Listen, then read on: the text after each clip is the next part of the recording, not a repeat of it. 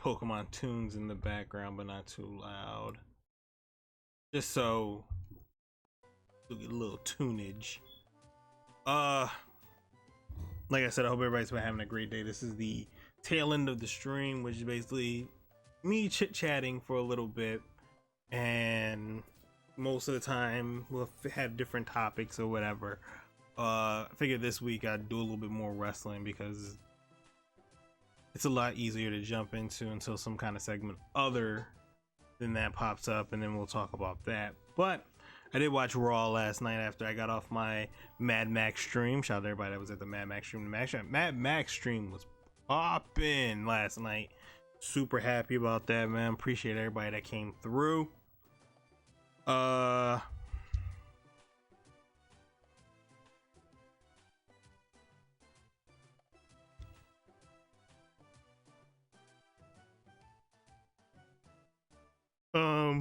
Let's see. The one thing they did announce before the show was that they were going to have NXT staffers and wrestlers and stuff like that come and be the crowd, which is the one thing a lot of people were up in arms about, where that Raw and SmackDown didn't have, or Raw or any of the WWE programming had no crowd. So it was kind of boring. It was kind of like taking the element out of it, because everybody saw what AEW was doing with their situation, and Raw took what AEW did and took it to another level. They made sure everybody was very distant, socially distant, of course, but then they also put this like plexiglass, like plastic, around the ring, around the entrance, so the performers walked in. It felt like, somebody said it was hockey. It felt like you were going to a fight club. Like they were like, yo, we're gonna protect the people in the fight, and the other fighters are gonna watch. It was I liked it. It felt so much better. The crowd was actually, you could hear the crowd and hear people actually talking. It felt good. Then you had the crowd like basically come in and try to break up a fight, which is something I did not expect, but it was so cool. And they said everyone was tested beforehand, so that was also pretty good on them to keep everybody protected and safe. Yeah, so a couple matches went down. I'm not gonna talk about every match. Angel Garza looked great against Kevin Owens. Obviously he had the game plan. The slide to start off the match before KO even gets in the ring is a thing of beauty. I've never seen a slide executed so perfectly in a long time. It was perfect. I had to just say that. I had to get that out my way. I guess the biggest topic was the main event for Backlash was set up. You got Drew McIntyre versus Bobby Lashley. All for it. Sign me up. Cool. Bobby Lashley in the main event. Yes, that's what we need.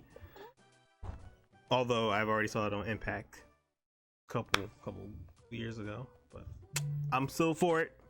They still in there. They still can go. It's not like an older situation where it's two old people going at it, and it's like, it's not Hogan and Piper in WCW or Hogan and Warrior in WCW. So we're cool.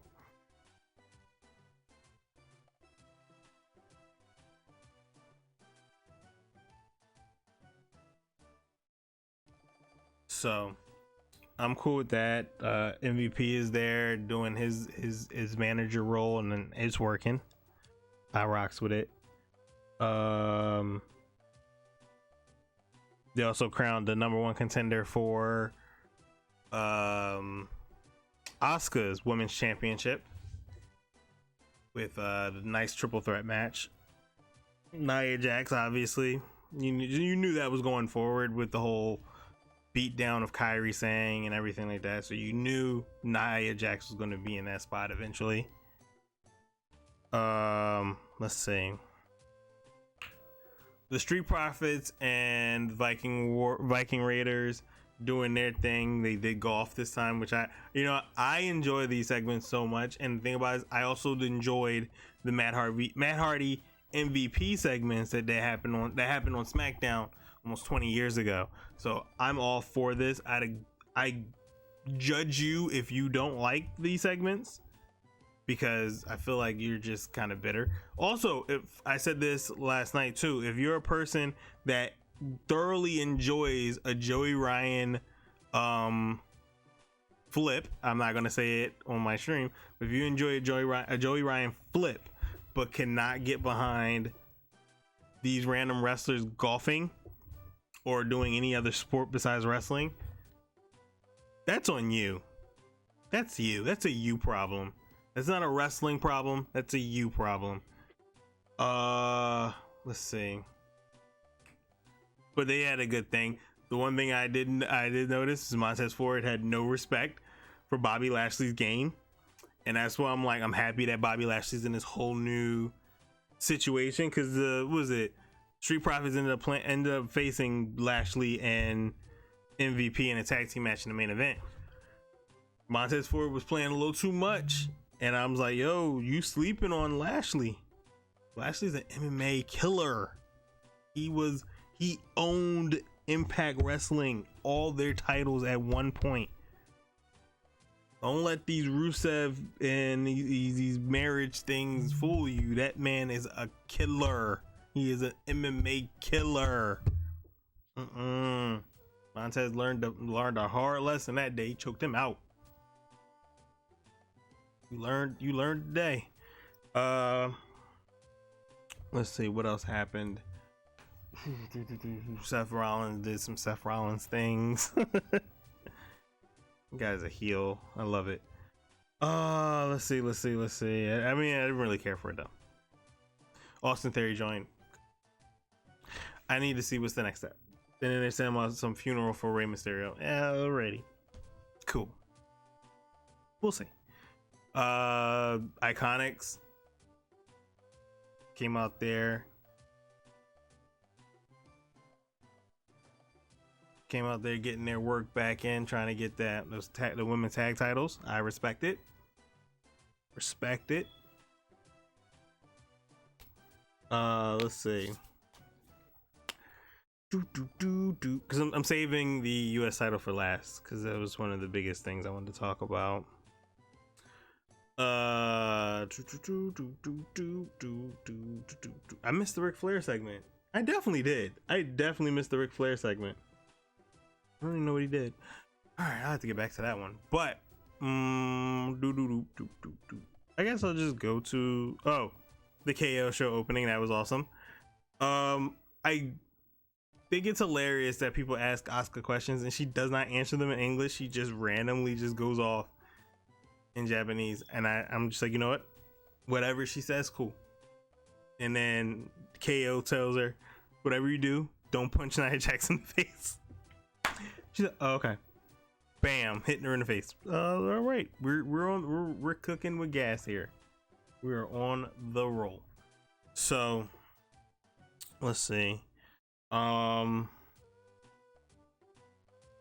US title match, because I'll wrap it up here. US title match was between Andrade and Apollo Crews. Now, Apollo Crews has been in this company for a couple of years, has not had a WWE title at all. He went through NXT pretty quickly, so he was pretty much just pulled up to the main roster super early and didn't get a chance to really, thrive in NXT.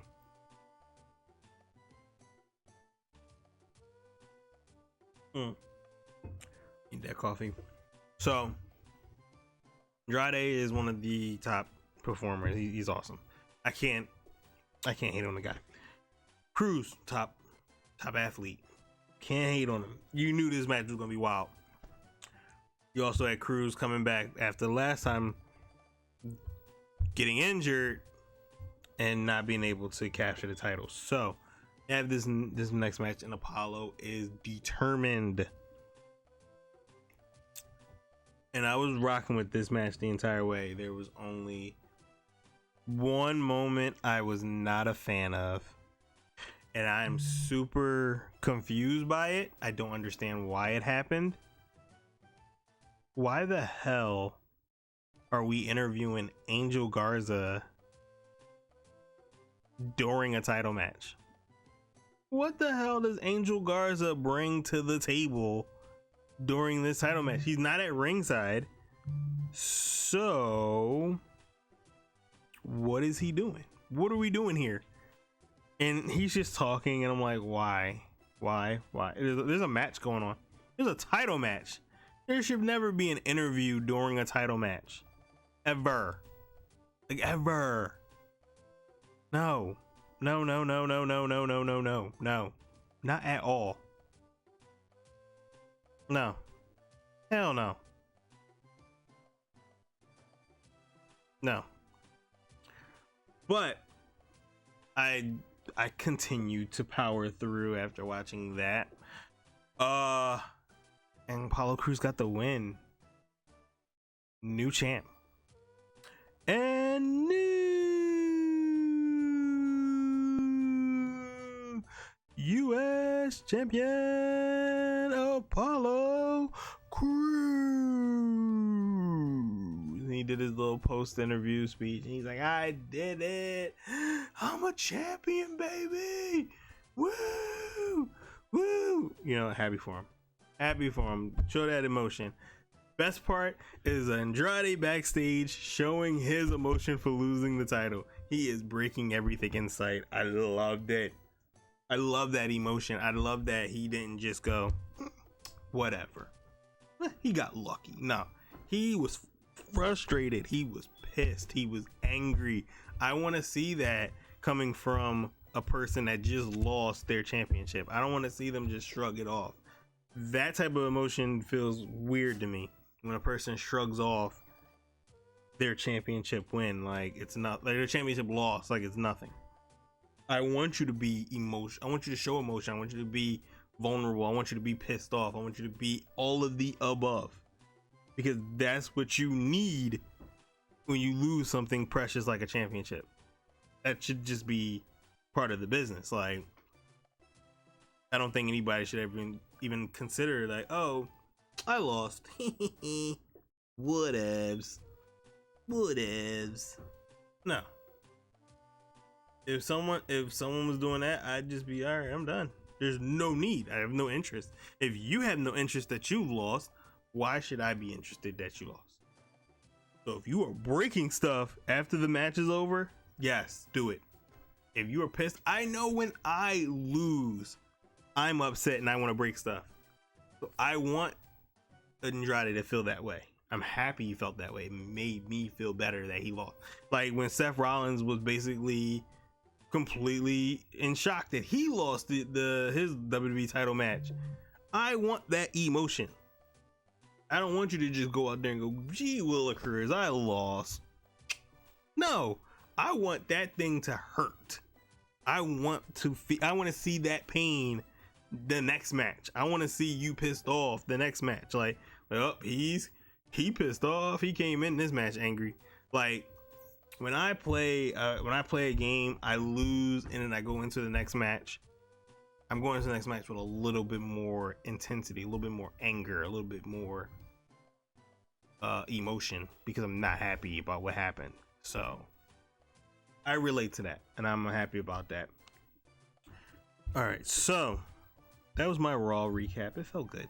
It was okay. When the thing about these shows with social distancing and everybody's pretty much on lockdown, people from Mexico aren't available, people from Canada aren't available, you lose some stuff here and there, and I understand that, and I'm hoping that slowly but surely it gets better.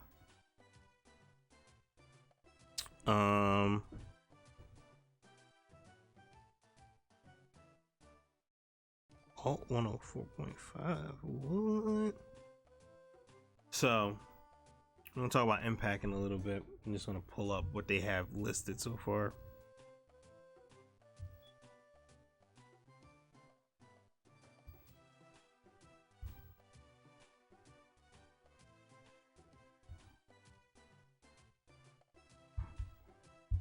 Because Impact's been still doing shows all week. I mean, they're doing shows the entire time during this pandemic, empty arenas and all that stuff. One thing I cannot stand is Moose being the TNA heavyweight champion uncrowned. I mean, basically just walking around with a championship that he didn't earn and calling himself a champion. Okay, cool. Not a fan of Michael Elgin at all. I don't really care for him at all. Yeah, he talks a lot and I just don't care. All right, so tonight on Impact, you have the North versus Cody Deaner and Mystery Guest. Mystery Guest and the Mystery teammate. Mystery Guest. I'm saying that weird, but Mystery teammate in the Deaner compound for the Impact World Tag Team Championships. Finally, the North had some kind of real competition because I was tired of watching them clock out some, 20-pound jobbers. It's just weird. And they were actually trying to make it seem like they were legitimate. It's just corny. Ace Austin versus Hernandez for the number 1 contender semifinals. I hope Ace Austin wins, even though I'm not a big fan of Ace Austin. I feel like Hernandez is just there. Like, the one thing I wished for Hernandez's character was that it grew a little bit over time, but it's just the exact same character for 20 years. I need some kind of growth. A little bit, just a little, something, just something. It just really never sat well with me over time. So I'm really hoping at least Ace Austin has a lot more layers. He's creepy, he's crawly, he's a fake Gambit. He has all of it. He's all over the place. It's cool. It works for me. Trey versus Michael Elgin. I'm definitely rooting for Trey. And I know Michael Elgin's gonna win, and it's gonna suck. You know what I'm feeling? I feel like it's gonna be Elgin versus Hernandez, which is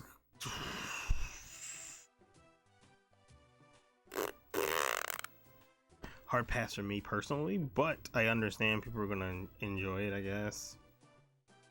I won't. But I'm rooting for Trey.